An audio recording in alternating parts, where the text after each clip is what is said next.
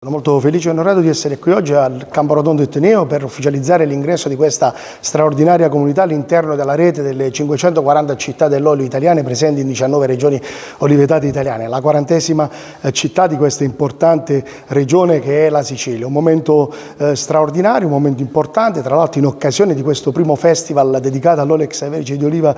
di qualità, l'occasione anche per evidenziare quanto importante sia l'adesione di questa comunità all'interno della nostra associazione che dal 1994 lavora per promuovere l'olio extravergine di oliva di qualità e i territori di origine. Fondamentalmente un lavoro che articoliamo su diversi asset di interventi, sul turismo dell'olio come leva di marketing territoriale, sulla tutela e la valorizzazione del paesaggio olivicolo, sulla salute e il benessere, sull'educazione e la formazione e sulla comunicazione. La necessità di comunicare questo straordinario alimento nutraceutico ma che rappresenta valori importanti in termini di paesaggio, di ambiente, di storia, di cultura e di biodiversità. Quindi una grande festa di comunità e l'occasione importante per dare il benvenuto a questa importante cittadina nella nostra rete.